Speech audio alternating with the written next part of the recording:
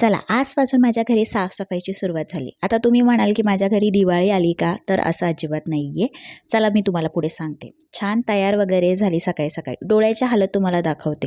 डोळा अजून जास्त सुजलेला आहे आणि फोड अजून जास्त मोठा झालेला आहे. सकाळी सकाळी मार्केटमध्ये जायला निघालो आहोत कारण आज खूप महत्त्वाचं काम करायचं आहे. सगळ्यात पहिले तर ना भांड्यांचं रेट काढायचं होतं कारण आम्हाला मोठे 2 पातेले घ्यायचे आहेत म्हणून. त्यानंतर अगस्त्याला लस्सी प्यायला नेलं. अगस्त्याला मँगो लस्सी हवी होती तर त्याला मँगो लस्सी दिली आणि मी प्लेन लस्सी घेतली. आता मला सँडलसुद्धा घ्यायची होती तर स्टोअरमध्ये आम्ही गेलो. तिथे खूप साऱ्या सँडल्स बघितल्या. त्यातली ही ग्रीन कलरची सँडल मला खूप आवडली तर मी ही घेतली आणि जेवढ्या पण सँडल काढल्या होत्या बघण्यासाठी त्या सर्व सँडल अगस्त्या घालून बघत होता. जेव्हा पण आम्ही मार्केटमध्ये येतो ना तेव्हा अगस्त्याला नवीन नवीन गाड्या बघायला खूप आवडतात आणि घ्यायला पण खूप आवडतात.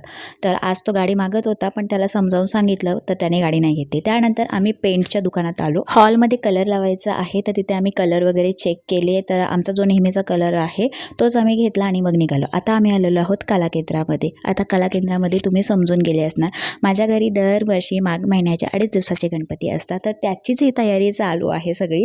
तर आम्हाला मूर्त्या पण बघायच्या होत्या तर इथे आम्ही मूर्त्या वगैरे बघितल्या आणि त्यानंतर आम्ही घरी आल्यानंतर लगेच साबुदाण्याचे वडे मी बनवून ठेवले होते ते तळून दिले अहोंना कारण त्यांना सॅटर्डे असतो ना त्या दिवशी उपवास असतो.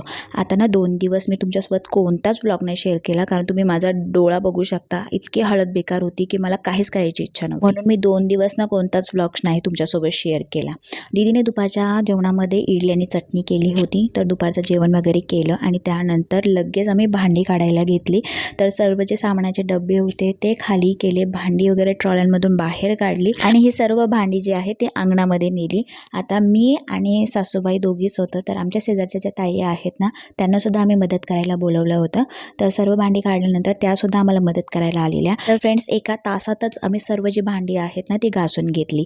तर तुम्हाला समजलंच असेल माझ्या घरी माघ महिन्याचे गणपती आहेत म्हणूनच ही तयारी आणि साफसफाई चालू आहे. तर असा होता आजचा दिवस.